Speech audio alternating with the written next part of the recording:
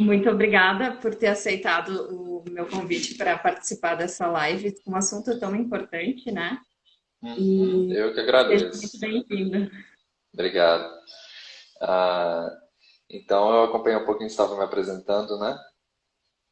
Isso, mas pode continuar. Eu fiz uma pequena introdução, mas eu acho que para todo mundo te conhecer, né? E até para Uhum. falar um pouquinho da tua página, né? Que tem assuntos bem importantes, sempre com a base científica, né? Então é bem interessante para quem quiser acompanhar esse tipo de conteúdo. Na tua página do Instagram também é possível, né? Então fica à vontade para Sim, fazer a tua apresentação e iniciar esse assunto conforme tu já tem se preparado. tá certo. Então, obrigado novamente pelo convite, a você, ao IPGS como um todo, ainda mais que eu sou ex-aluno da casa, né? Fui formado pelo IPGS também, hoje eu sou professor, então fico bastante feliz pelo convite. Então, pessoal, como eu estava falando, eu sou nutricionista formado pela FRJ. A minha atuação na clínica é voltada para gastro e para hepatologia, né, as doenças do trato digestivo. E eu tenho mestrado e especialização em nutrição clínica funcional aqui pelo IPGS. Ah, e eu trabalho com a nutrição baseada em evidências, claro. Então, o jejum intermitente ele tem muito modismo, né, muita coisa na internet, muita inverdade, apesar de terem algumas evidências sobre ele. Então, é sobre isso que a gente vai conversar hoje. Isso, muito obrigada mais uma vez. Eu estava lembrando que é importante colocar isso em pauta, que nós, como instituição, a gente precisa trazer todas as possibilidades de tratamentos dietoterápicos possíveis, né? Uhum, Porque a gente trabalha tanto com desde o comportamento alimentar, com nutrição esportiva, com essa área bem específica de dieta. Então a gente precisa apresentar para os profissionais todas as possibilidades, mas baseado em evidência. Então o que realmente funciona e o que não causa nenhum prejuízo na saúde dos pacientes, né? com Então certeza. isso é fundamental. Mas sobre a questão do jejum, a gente tem inúmeros protocolos. Eu não sei como é que você vai começar a falar, Rafael, mas a gente tem inúmeros protocolos hoje na internet com nomes assim bem engraçados, até diga-se de passagem.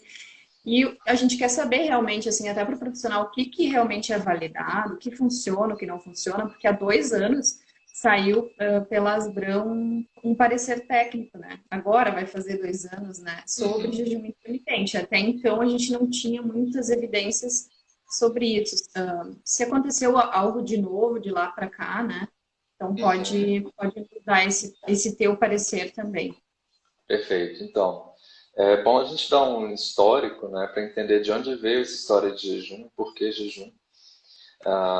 Jejum é uma prática milenar, né, principalmente associada a religiões. Então, no islamismo, por exemplo, eles praticam o Ramadã há centenas de anos, que é o mês sagrado do Islã, onde eles só se alimentam após o pôr do sol e até o nascer do sol. Nesse período, eles não se alimentam durante o dia.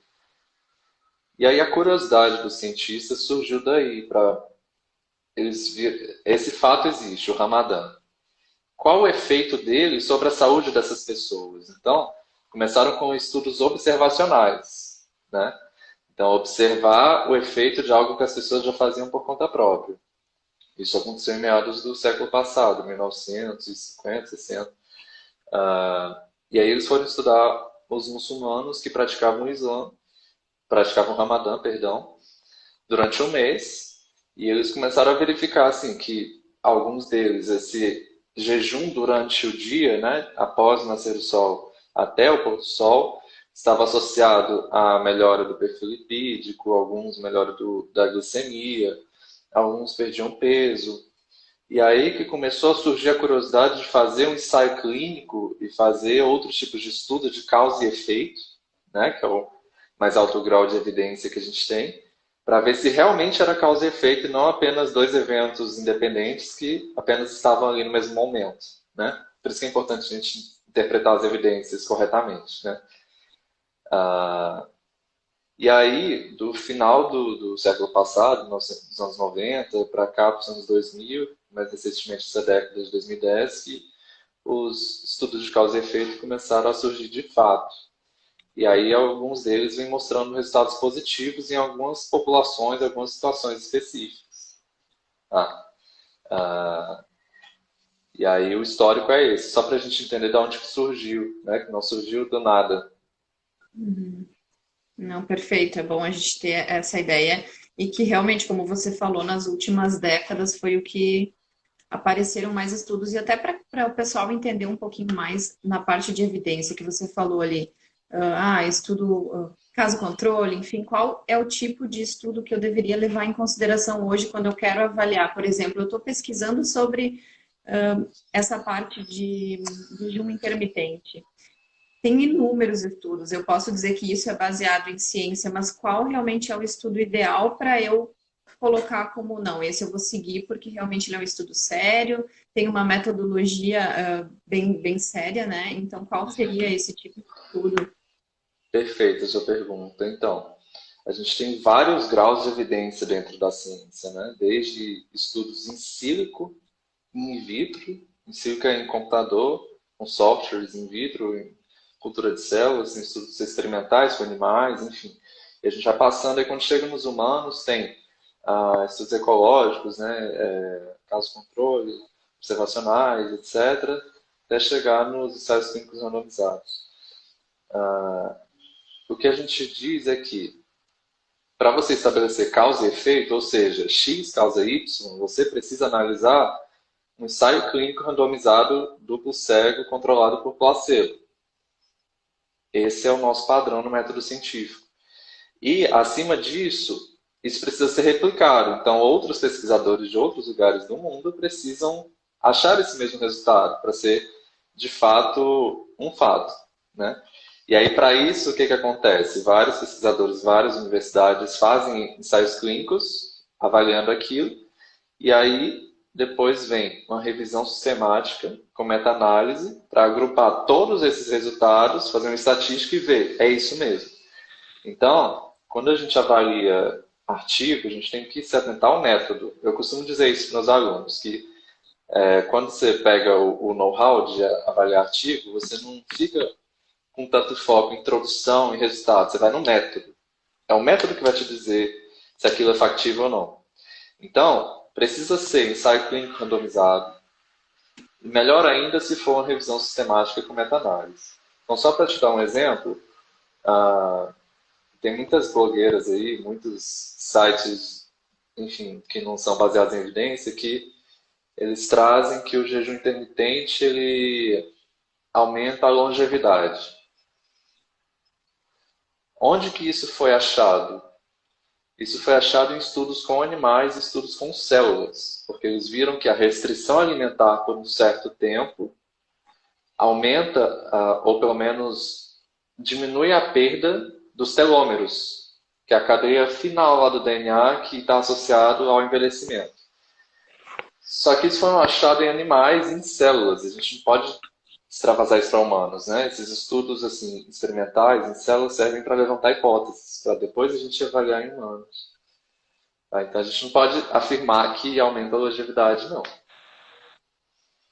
Perfeito. Eu acho que isso vem bem com um dos assuntos que até você já comentou sobre esse assunto, é que nem falar sobre a frutose, né, de uma forma generalizada, né, e dizer que a frutose da fruta é o que causa Com problemas, certeza. né, no fígado. Então, seria mais ou menos nesse sentido, é pegar só a parte bioquímica lá, celular, e não colocar isso num ser humano e todo o metabolismo acontecendo, É. né? Essa questão da frutose, fugindo um pouco do tema, mas aproveitando o gancho, eu adoro que essa frase dessa pessoa surgiu sobre a frutose e a cirrose, porque eu trabalhei muitos anos no laboratório de bioquímica nutricional e sou também na clínica, eu sou das doenças do fígado. Então, uniu as duas coisas, eu uso essa frase como exemplo para explicar a bioquímica em aula da coisa. E aí eu mostro lá, as vias da frutose, elas podem estar relacionadas sim à gordura no fígado, mas aí eu mostro o cálculo. A frutose de uma laranja, quanto que tem para poder causar gordura no fígado? Seriam necessárias 20 laranjas por dia, né? Enquanto um ultraprocessado basta um biscoito, um pacote de biscoito recheado. Então é feito um terrorismo nutricional desnecessário, né? Até fazendo as pessoas ficarem com medo de comer algo que é tão essencial e tão básico na alimentação, que são as frutas, né? Com Que tem todo certeza. componente de vitaminas, então quando a gente isola o componente e fala sobre ele de uma maneira generalista, a gente tem que tomar cuidado, né? Então, e quem está falando sobre esse assunto, né? Se realmente é um profissional que tem um respaldo para falar Uhum. sobre essa questão, né? Mas voltando à prática do jejum, o que você acharia importante, assim, para a gente continuar o assunto, falar um pouquinho mais do que se vê na prática, o que tem de mito sobre isso, ou já iniciar falando sobre os protocolos? Certo, então, vamos só sobre os protocolos, então. Existem protocolos diversos, vários validados já com ensaios clínicos, e eu vou listar alguns aqui para vocês, tá?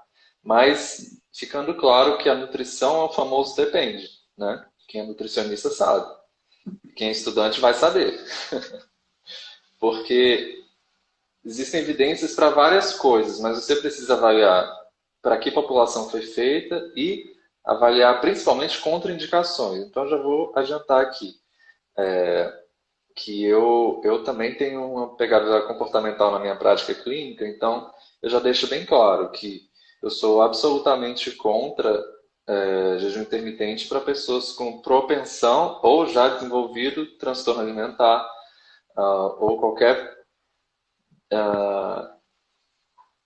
dificuldade, né? Alguma alteração de comportamento alimentar que o jejum só possa prejudicar, porque a gente sabe que restrição demais gera compulsão e tudo que a gente não quer é ser causador de transtorno alimentar. A gente tem que avaliar para quem que a gente está recomendando esse jejum. Isso eu acho importante ficar bem claro Isso. de início já. Até você falou isso em algum dos seus posts, ó, para ver como eu estou acompanhando os seus conteúdos, de que é muito mais importante a gente levar em consideração o indivíduo que está ingerindo determinada dieta, determinado alimento, e não o alimento ou a dieta, Com né? É certeza. importante a gente ter essa visão integral do paciente e Uhum. não isolar o alimento e colocar ele como causador de determinada doença, enfim, determinada condição, né?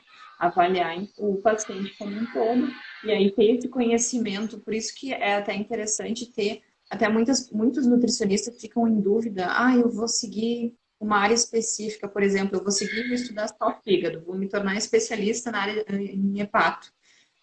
Mas como é interessante eu buscar fazer outras especializações e outros cursos para eu ter esse atendimento integral às Com necessidades certeza. do paciente, né? Fazer uma especialização em comportamento alimentar, Uhum. daqui a pouco uma área mais, né, uma clínica geral, né, ou indo mais para a tua área, ou até mesmo um outro curso, né? Eu vou aproveitar esse momento para falar que você tem um conhecimento maior em bioquímica, porque você atua também na área de farmácia, né? Sim, É, então, eu estou graduando novamente. Voltei às bancas da universidade para então finalizar a teu graduação em conhecimento, farmácia. isso, teu conhecimento em bioquímica, então é absurdo nesse sentido. Então eu acho que é super bom porque só tem H na nutrição, né? Essa parte de bioquímica Uhum. e fisiologia. E isso é um ponto bem importante, porque assim, a minha formação, a minha prática e a minha atuação como profissional foi unindo a bioquímica em bancada de laboratório, fazendo pesquisa, publicando artigo na área de bioquímica nutricional. Eu dou aula de bioquímica nutricional também para graduação e pós. E na clínica com doenças do fígado e do trato digestivo na maior parte das vezes. Mas se eu ficasse só nisso, eu ficaria muito visando apenas vias bioquímicas e eu ficaria reducionista, né? Então eu fiz formação complementar em nutrição comportamental, eu fiz vários outros cursos complementares para realmente trazer esse cuidado integral, né? A minha irmã é psicóloga, então eu aprendo diariamente com ela, né? Ah, Mas é então um bom você ponto. tem já um suporte em casa que funciona, digamos É, assim também. com certeza. Isso. Mas voltando para os protocolos, Rafael, questão que você estava já iniciando, né, falando sobre essa questão dos protocolos e falando já quais seriam os indivíduos que poderiam receber esse tipo de orientação e os que não podem receber, que é o caso das pessoas que têm algum transtorno ou algum comportamento já relacionado à alimentação, né? Sim. Continuando então nas contraindicações, eu contraindico absolutamente para qualquer pessoa que tenha tendência à hipoglicemia. Então, diabetes tipo 1, se for tipo 2 e fizer uso de insulina também, cirrose, tá? E qualquer outra doença que a pessoa tenha esse tipo de propensão. Dependendo do tipo de pancreatite também, tá? Ah, e os elegíveis? Eu acho assim que o paciente ideal para você pensar em introduzir o jejum é aquele que chega para você e fala: ah, não sinto fome de manhã, eu como só porque tem que comer mesmo, sabe? Então, assim, você só vai seguir os sinais de fome, saciedade do corpo dele que ele já está trazendo para você. Então, você não vai forçar uma fome no paciente, né? Você só vai seguir o que ele já traz para você. Porque a gente sabe hoje que não existe regra de horário para comer, não existe regra universal. Existe respeitar o próprio corpo, a individualidade bioquímica. Então, a pessoa que já tem essa individualidade que traz a ela não sentir fome em horários específicos, esse é o paciente ideal para o jejum, né? Então o paciente ele já mostra uma propensão a se adaptar de forma fácil, né? Pensando que o que é mais importante é a adesão, né? Quando a gente fala em qualquer prática, né? Em qualquer Com tratamento certeza. de dieta, é a adesão do paciente e que não tenha risco, né? Primeiro a É, gente tem que pensar se a gente não está causando nenhum dano nesse paciente e se ele adere àquele método, né? Então, eu acho que exatamente. parte desse pressuposto. Acho que o princípio básico, eu costumo falar isso sempre, assim, que é o lema da medicina, mas eu acho que deveria ser da área da saúde como um todo. O primum non nocere, né? Que é em latim para primeiro não cause dano. Então, antes de tudo, a gente tem que pensar em não causar dano. Se aquele paciente é do tipo que vai sofrer por ficar com fome por um possível jejum que você implementar, você não vai implementar, porque você não deve causar dano, né? Ah, e depois disso, depois de pensar em não causar dano, aí você vê se ele é elegível para o jejum, né? Perfeito. Então, a gente tem alguns protocolos. O mais tradicional se chama jejum de dias alternados. Nesse, a pessoa faz uma alimentação comum, normal, do jeito que o nutricionista planejou ali, com o cálculo de calorias, distribuição de macronutrientes, etc., em horários distribuídos da forma que ele preferir. No outro dia, ele faz um jejum de 24 horas. No outro dia, alimentação comum de novo, no outro 24 horas e assim por diante. Tá? Então, ele consome normalmente num dia, no outro faz jejum de 24 horas. Então percebam que é muito tempo sem se alimentar. Tem evidências desse protocolo para, por exemplo, melhora de perfil lipídico e de glicemia e resistência à insulina. Mas não é a única estratégia e não é superior às outras. Então, mais uma vez, se o paciente é elegível para isso, né, a gente pode, se não for o jejum, a gente pode ir para outras estratégias nutricionais, compostos bioativos e, enfim, alguns suplementos, que a gente consegue melhorar perfil lipídico e resistência à insulina por outras vias também. A própria Abeso, né, na última diretriz, ela traz que nenhuma estratégia nutricional é superior à outra. Quando você põe assim, revisão sistemática, põe ensaios clínicos que comparam estratégias nutricionais diferentes, elas são muito comparáveis, assim, muito equilibradas em resultados. Então, realmente, não tem superior, existe aquela que funciona para o seu paciente. Então, assim, tem que avaliar, acima de tudo, a adesão. Ele vai aderir, ficar 24 horas sem comer? Você tem que ver na prática. Sim, tem que pensar, né, como é que é a rotina desse paciente, aonde ele trabalha, se ele tem a Uhum. possibilidade de fazer isso, se não vai. Eu acredito que o primeiro pensamento é a parte emocional disso, e irritabilidade, né, o quanto isso vai dificultar a rotina do paciente. Mas se ele já é um Uhum. paciente predisposto a fazer isso, e já faz, só que sem orientação, né, ele já fica horas sem comer. Mas Sim. lembrando que são 24 horas, né? Ó, Então, vou dar um exemplo de um paciente que eu tenho que para ele funcionou. Ele é médico, ele faz plantão dia sim, dia não. E ele disse que quando ele faz plantão ele nem sente fome, porque é muito corrido, ele é cirurgião. Então, ele inclusive sentiu assim que depois que ele começou a fazer, foi melhor porque ele não precisava ficar parando para comer, porque ele comia por obrigação, entre aspas. Então, veja, esse paciente foi elegível, porque para ele funciona. Ele trabalha 24 horas seguidas ali como cirurgião no plantão. E aí, no outro dia que ele, não, que ele está de folga, ele consome normal, que ele está em casa. E veio, é uma demanda que veio dele. Eu só vim com a visão técnica e apliquei. Exato.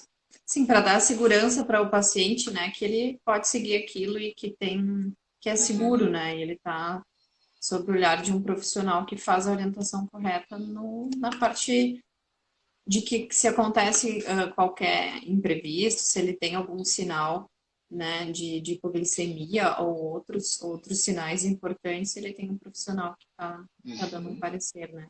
E quais são os outros protocolos além desse? Certo, então. Tivemos uma adaptação desse jejum de dias alternados, se chama jejum de dias alternados modificado.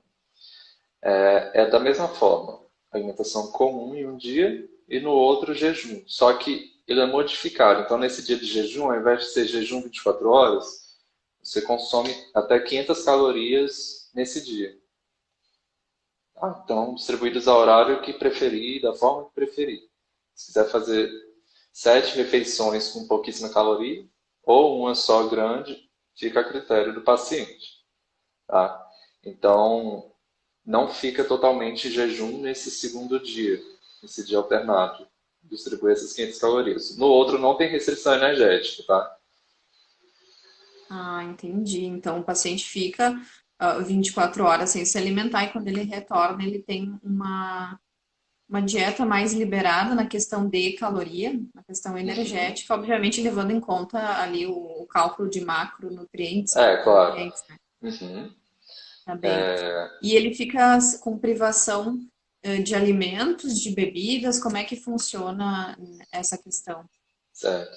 E, inclusive, tem debates se o efeito desse jejum de dias alternados modificado não é pela restrição energética do que pelo jejum em si. Né? Porque se você pegar o dia livre, em calorias, que é o dia com VET normal, pegar o dia de jejum, que é até 500 calorias, fazer uma média semanal, você acaba caindo numa restrição calórica. E aí existe o debate, ainda não foi avaliado assim, para ver qual fator que é o causador aí, de fato. Tá? Então isso é importante ficar claro. Agora, sobre coisas que quebram o jejum ou não, tudo que tem caloria quebra. Então, bebidas não calóricas não quebram. Café, chás, água, nada disso quebra. Tá? Água saborizada, né, que a gente chama aromatizada, ou mesmo o limão espremido, a caloria é desprezível, assim, é uma água com limão. Então, nada disso quebra o jejum.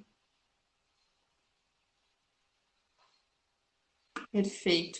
E você estava falando sobre o protocolo que, né, que tem um dia alimentação normal, no outro dia 500 quilocalorias, né, independente do número de refeições. E Isso. esse é um dos protocolos que as pessoas mais aderem, assim, comparado ao esse de 24 horas, ou depende também do paciente? Eles costumam aderir mais a esse, porque ficar sem se alimentar por 24 horas é bastante difícil, né? Pouquíssima gente se adapta. E esse, como tem essas calorias e são liberadas o horário, então fica ao cargo do paciente distribuir ali, né, com o auxílio do nutricionista, então é mais fácil de aderir.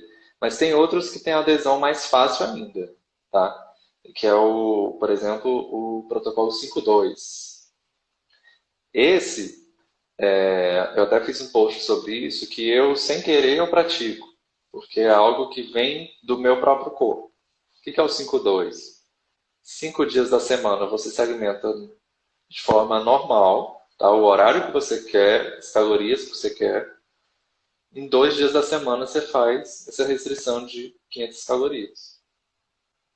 Pode ser consecutivo, pode ser separado, esses 2 dias. E eu digo que eu pratico sem querer, porque assim, eu adoro café da manhã, minha refeição favorita. Mas tem alguns dias assim que eu acordo sem fome. Só uma xícara de café já é suficiente para mim.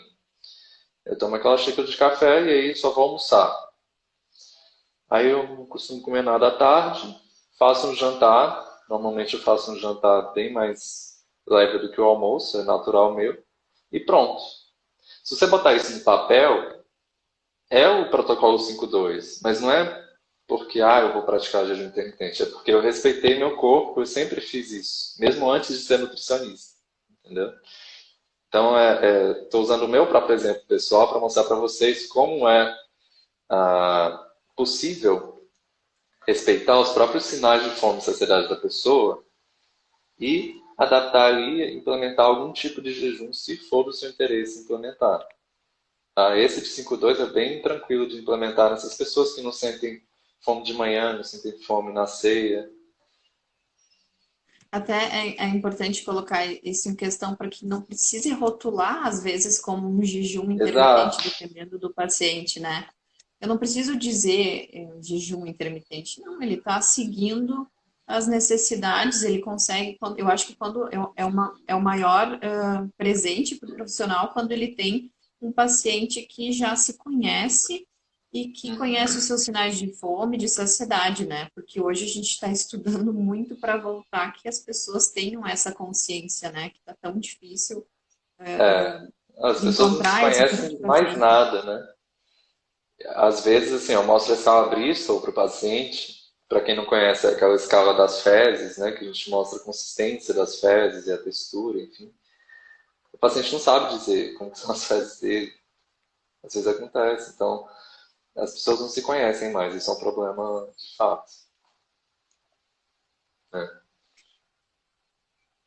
Seguindo então os protocolos, a gente teve esse último protocolo que eu acho que muita gente se identificou, né? Não como jejum intermitente, mas daqui a pouco É, né, já se identificaram com isso. O importante, eu acho que é só lembrando que é importante avaliar que alimentos estão sendo consumidos, né? Nessa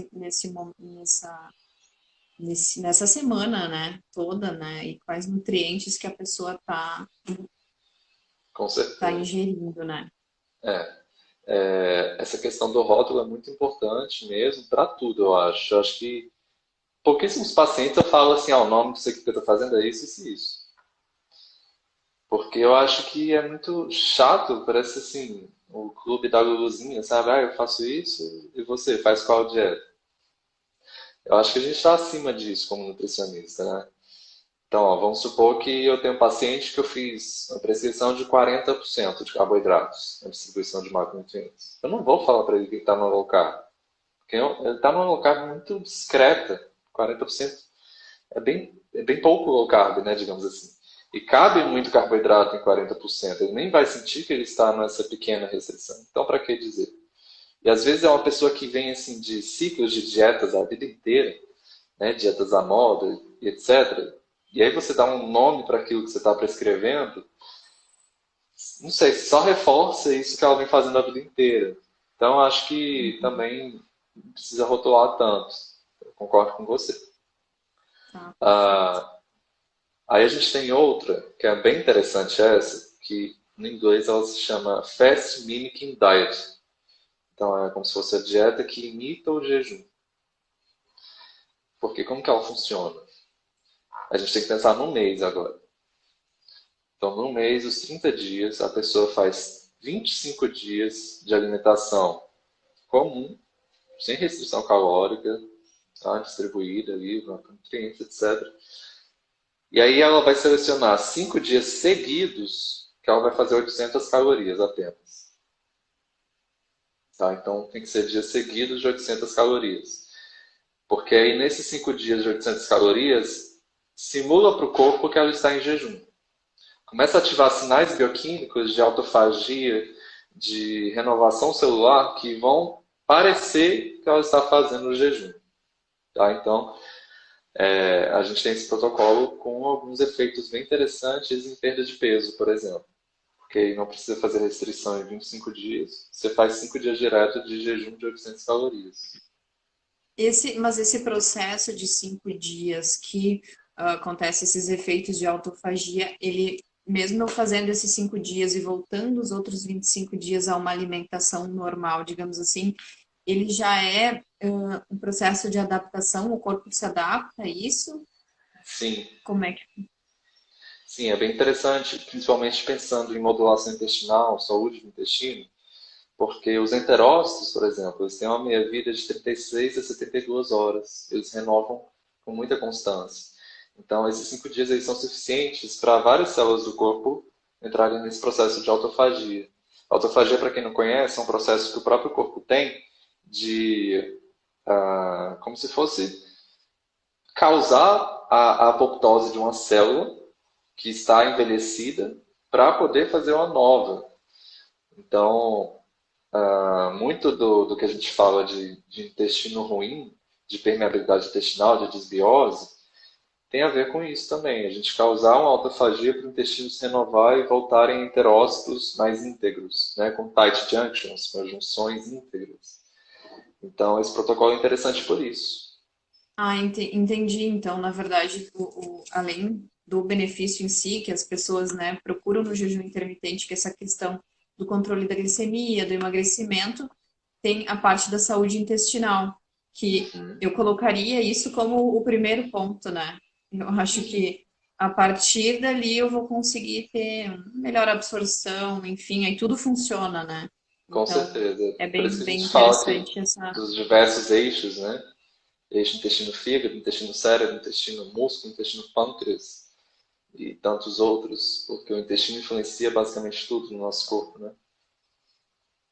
Esse é um assunto que tem vários módulos, né, na nossa especialização de nutrigenômica e modulação intestinal, né, qual o Uhum. professor Rafael é um dos nossos professores e justamente fala sobre essa parte, né, da Uhum. saúde, enfim, do intestino, da parte celular e o quanto isso é essencial para que todo o metabolismo funcione de forma como é para ser, né? A absorção dos macronutrientes, dos micronutrientes, e assim a Uhum. gente consegue outros efeitos, né, Sim. desejados.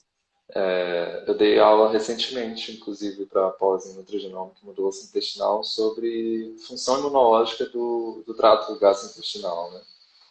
Então, eu mostrei ali para os alunos que o intestino ruim está relacionado desde um resfriado, a pessoa ficar com mais propensão a ter resfriado, até a gente tem evidência de que a permeabilidade intestinal pode estar relacionada ao desenvolvimento de algumas doenças autoimunes.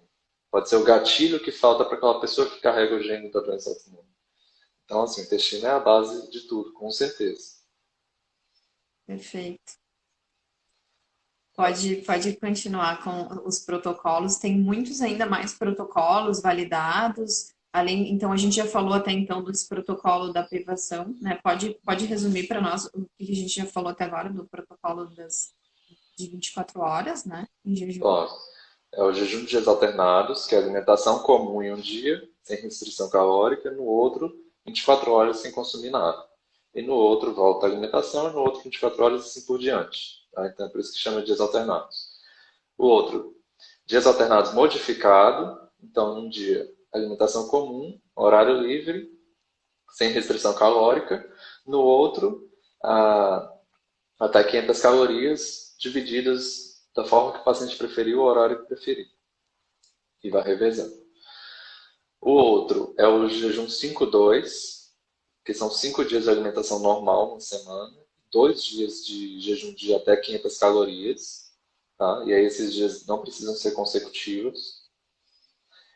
A gente tem o Fast Mimicking Diet, que é uma dieta que imita o jejum, na qual 25 dias do mês a pessoa se alimenta normal, tranquilo, sem restrição, e outros 5 dias ela faz jejum, não jejum, mas faz uma restrição calórica, onde ela só consome 800 calorias no dia, por 5 dias consecutivos. E aí ela não faz um jejum de fato, mas ela ativa os mesmos mecanismos bioquímicos que o jejum faz, que é principalmente a autofagia. Então, é por isso que chama uma dieta que imita o jejum. Tá? E o último que eu vou falar agora é um que eu selecionei, que é dos mais estudados. A gente tem vários outros além desses, tá? Mas que tem pouca evidência. Então, eu preferi não falar. Eu só selecionei os com mais evidência, né? Esse último aqui é o Time Restricted Feeding, ou Time Restricted Eating, que é o comer com restrição de tempo. Talvez seja o mais famoso, né? Então, ele alia outra questão da nutrição que a gente está estudando bastante ultimamente, que é a crononutrição, né? O ritmo circadiano, a cronobiologia. Nesse, você vai restringir o tempo que a pessoa consome. Então, o mais famoso é o onde a pessoa só se alimenta de meio-dia às 18 horas, tá? E não precisa necessariamente fazer uma restrição calórica, é só concentrar as refeições nesse horário. E aí tem algumas bases científicas para isso. É que nosso corpo ele tem o ritmo circadiano, né? A gente tem um relógio interno semelhante ao do planeta Terra, de 24 horas. Então, a gente está mais preparado para receber um alimento durante a parte do dia, principalmente à tarde. À noite, a gente está começando a sinalizar reparos. A gente vai secretar alguns hormônios, a melatonina, o hormônio do crescimento. Então, se tiver alimento, vai atrapalhar tudo isso. A gente tem os relógios internos dos órgãos, não só o central.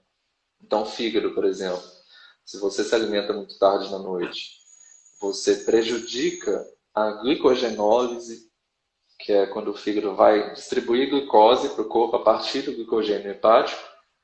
E aí, se você se alimenta, você prejudica isso, e você vai favorecer síntese de gordura durante a madrugada, né? Então, tem todas essas questões. E aí você, então, só limita o horário que o paciente consome, não necessariamente faz um jejum de muitas horas, tá? Aí tem protocolos diversos dentro desses, são subprotocolos. Então, tem 16 horas, 14, 18, tá? Mas normalmente é isso, de meio-dia às 18 horas, alimentação sem restrição calórica. A gente vê muito, principalmente em blogs e que não tem evidência, ou outros profissionais falando justamente sobre esse protocolo, utilizando da forma do corpo do paciente como que eu vou escolher esse protocolo de 16 horas, enfim. Eu já Tem vi alguma esse tipo de evidência quanto coisa. a isso? Não tem evidência alguma. Eu já vi esse tipo de imagem que mostra assim, se for obesidade androide, se for ginoide, né? Não tem evidência para isso, não. Como eu falei, o que a gente tem de evidência para a seleção dos protocolos é adesão.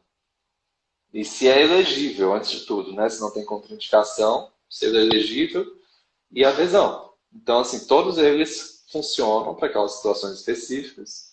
Cabe a você, nutricionista, o nosso diferencial como profissional de saúde, é por isso que a gente tem um CRM, é o nosso poder de decisão sobre a terapia do paciente. É você que vai decidir junto com ele qual que você vai aplicar, qual que funciona para ele, qual que ele vai ter adesão, né? Não tem evidência sobre a forma do corpo físico. É porque é muito. E as pessoas veem aquela imagem, até nem com esse nome que a gente usa, né, na área da nutrição e na área da saúde, né?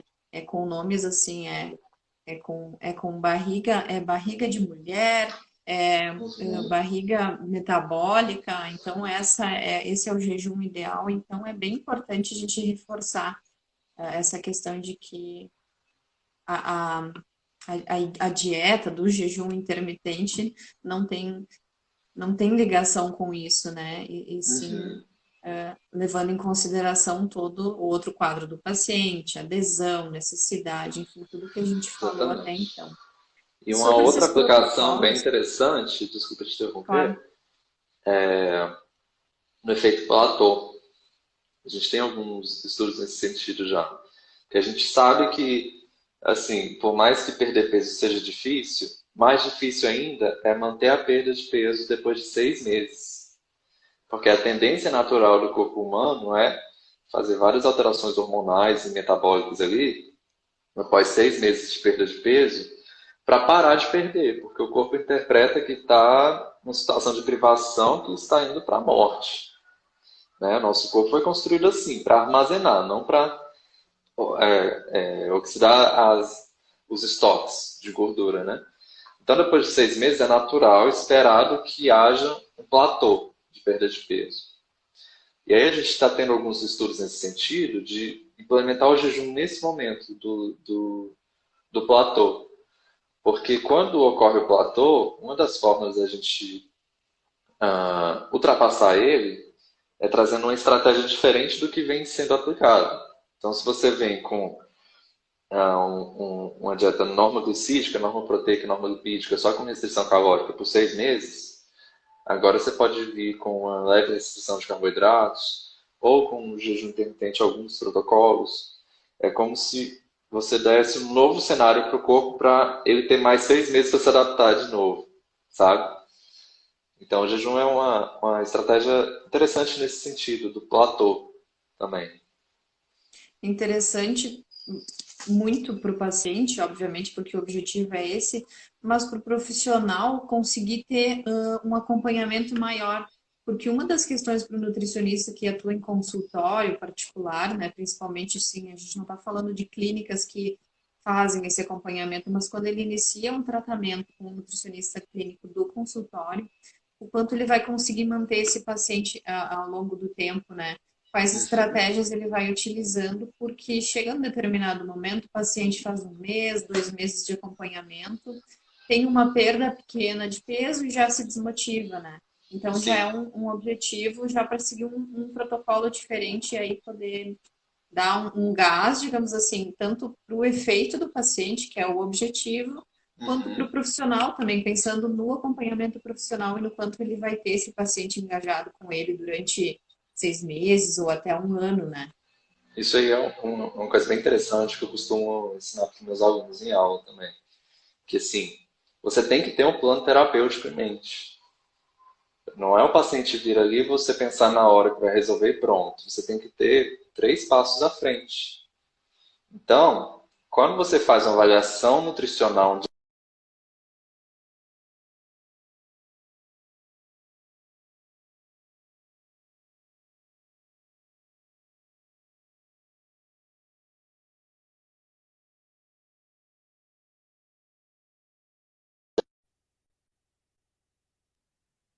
na primeira intervenção você vai fazer X, na segunda, na terceira Y, Z, e daqui a 6 meses você vai fazer alfa, para poder abranger todas as questões do paciente que você descobriu no diagnóstico nutricional.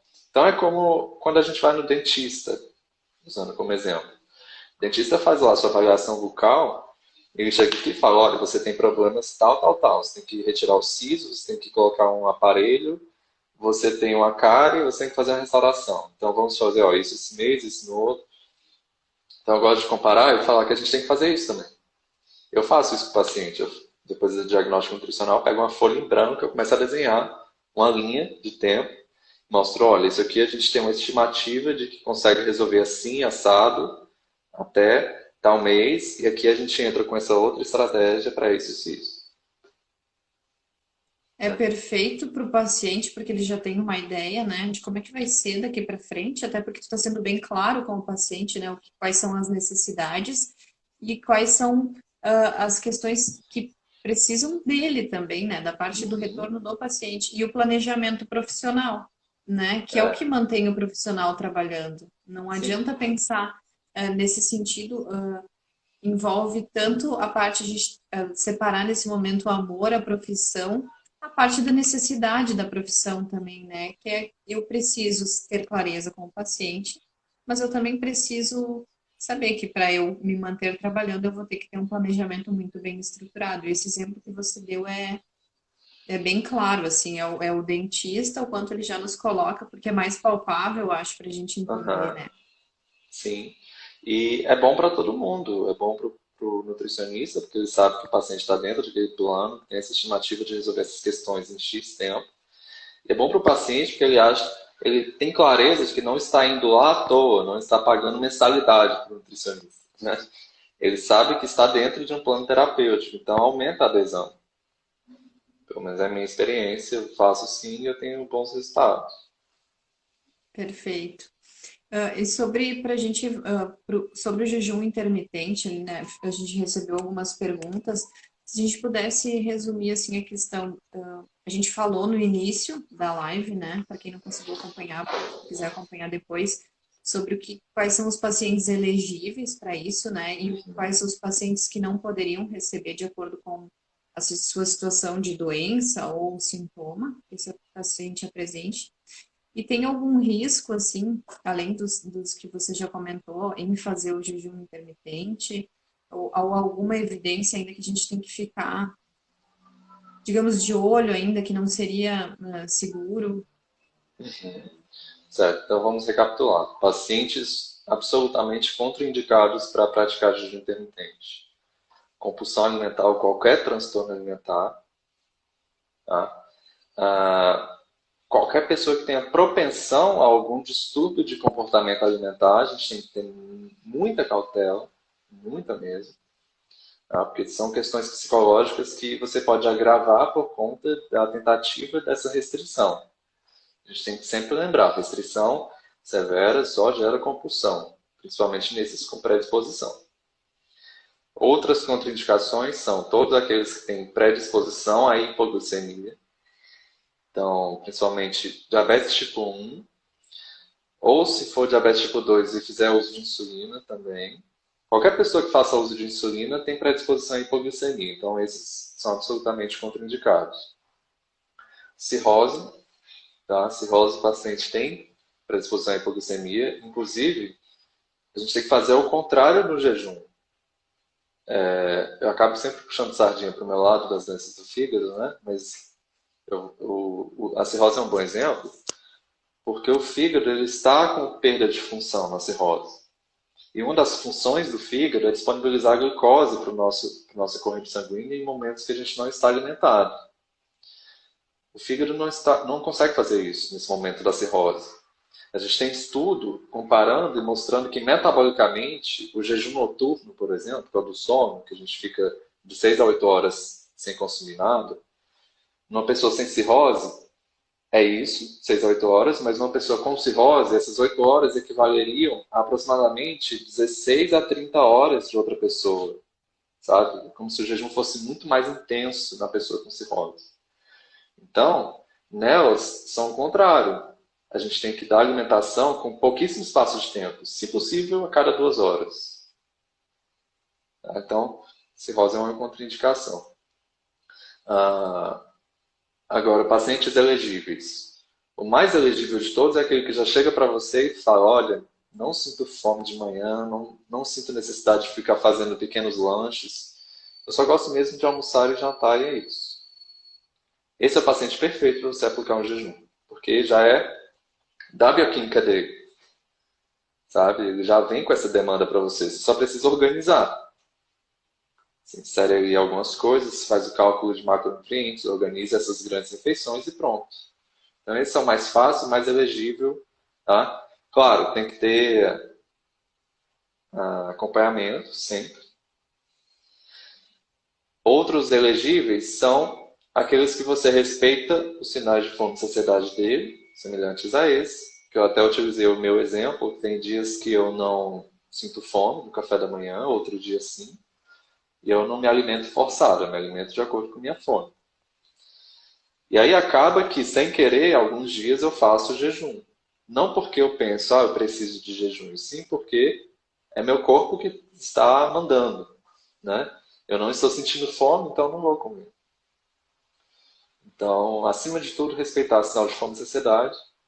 Pensar em adesão, porque jejum não é superior nem inferior a nenhuma outra abordagem. Eles são comparáveis. Então, o que vai determinar se você vai utilizar ou não é a adesão do paciente. Então, conversar muito bem. Eu gosto de dizer que a minha área da nutrição não é nutrição comportamental, não é nutrição funcional, não é a clínica tradicional. Eu tenho formação em todas essas. A minha área da nutrição é cuidado centrado no paciente. Então, é o paciente que vai decidir o que ele vai fazer. Eu estou aqui com conhecimento técnico, eu vou apresentar a ele e ele é que decide. Isso é viável, isso não é, eu posso, eu quero, etc. Então, você apresenta as possibilidades para o paciente, ele que escolhe, ele que fala o que é possível e o que ele vai conseguir aderir. Tá? E pensando em efeitos positivos, dislipidemia, resistência à insulina, alguns casos de diabetes tipo 2, perda de peso, principalmente aqueles que estão em platô na perda de peso, tá?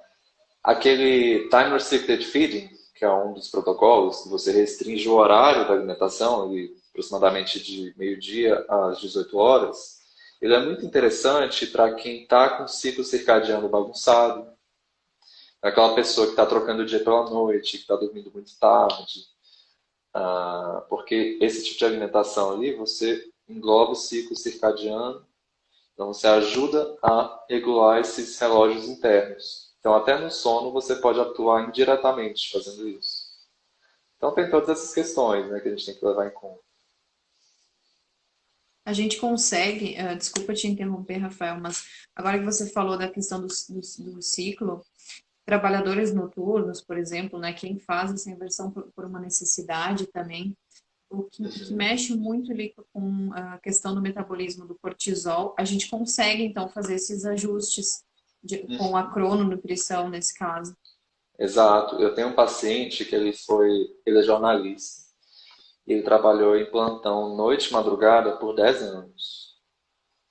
Hoje ele não trabalha mais assim, mas ele está com as consequências disso. Porque ele chegava em casa às 5 da manhã, é aí que ele ia comer, e aí que ele ia, passava algumas horas acordado ainda, escrevendo matéria que ia sair de manhã, e, e aí que ia dormir. Aí dormia de dia, e aí fazia o plantão lá. Começava às 18, saía às 5 da manhã. E aí hoje, ele não trabalha mais assim, mas ele tem muita fome no final da noite, na madrugada, e problemas de sono. Então, esse foi um paciente elegível para eu tentar. Não foi de primeira, tá? Não foi na primeira consulta, foi na terceira que a gente começou a introduzir essa prática. Essa restrição do tempo da alimentação, que é o time restricted feeding. Ele estava com os hormônios que sinalizam fome e a melatonina e todas essas questões muito bagunçadas por ter trabalhado assim por 10 anos. E aí, quando a gente restringiu o horário de alimentação, no começo foi difícil, claro, porque ele estava acostumado a comer muito no final da noite, mas é uma bola de neve. Eu comendo muito no final da noite, isso só contribui para piorar o sono e dificuldade de dormir. E aí, quando a gente implementou, ele conseguiu ajustar o sono. Hoje ele dorme bem, 10, 11 horas da noite, ele já está dormindo, não sente mais aquela fome absurda de noite, sabe? Então a gente envolve a crononutrição nessa prática, que não necessariamente é um jejum, mas se assemelha a um jejum porque se restringe o horário de alimentação. Perfeito. Então, Rafael, acho que foi assim, você conseguiu fazer uma abordagem excelente, né? Desde a parte histórica, os protocolos, evidência, quais são os pacientes elegíveis, quais não são, os pontos positivos. Se você tem alguma questão assim que você queria deixar de mensagem para os profissionais, assim, alguma frase, alguma. Eu quero, assim, dominem o método científico, gente. Porque vocês precisam ter autonomia, de ter senso crítico mesmo. Nós que somos professores, a gente traz o conhecimento para vocês, mas a gente sabe que na área da saúde tudo muda a todo tempo, artigos saem toda semana, então pode ser que daqui a uma semana saia algo novo que eu não falei aqui, porque ainda não sei, não saiu. Então, tenha autonomia. Interpretem artigos. Como eu falei para vocês, o mais importante do artigo não é a introdução, não é resultado e conclusão, é o método. Vai lá no método e vê. É um ensaio clínico randomizado, ensaio controlado por placebo? É uma meta-análise? É uma revisão sistemática? Não peguem estudos in vitro ou estudos com animais e tragam isso para o humano. Tá? Isso aí a gente está matando a ciência. Então, domine o método científico. E lembrem que o mais importante de tudo é adesão, é mudança de comportamento alimentar. Não adianta pensar só na bioquímica da coisa se a gente não muda comportamento, porque a gente está só contribuindo para um ciclo interminável. E o jejum é muito delicado por isso. Pessoas que vêm de históricos de dietas da moda, que vêm de todas essas questões, a gente pode agravar se a gente não souber aplicar um protocolo adequado de jejum e em que etapa da vida dessa pessoa e que etapa do tratamento, tá? Então é importante avaliar isso. Perfeito, Rafael. A gente já está com um tempinho contado aqui. Te agradeço de novo, né, por essa excelente aula. Os profissionais aqui, já tem um pessoal que está agradecendo pela tua abordagem, realmente Eu foi tô vendo excelente, aqui. parabéns. Obrigado, pessoal. Eu também eu quero aproveitar para dizer quem chegou agora, a live fica salva, tá? Não se preocupem, vão poder acompanhar depois. E quem quiser conhecer mais o trabalho do Rafael, acompanhe na página dele, do Instagram. E ele é professor aqui do IPGS também. Ele fala tudo isso que ele falou, ele aborda dentro do pós-graduação de nutrigenômica e modulação intestinal. Uhum. Então, de várias formas é falado sobre isso, né? Porque tem Que é uma várias conexões pós-graduação com o assunto. incrível, por sinal, porque não tem nenhuma outra igual no Brasil. Esses É assuntos são verdade, é um abordados curso neles. muito completo. Uhum. Certo? Então, obrigada, pessoal, a todos que permaneceram aqui até então. Rafael, obrigada de novo e estamos à disposição. Eu que agradeço, viu? Tchau, Então, bom dia, tchau. pessoal. Boa tarde. Tchau. Tchau.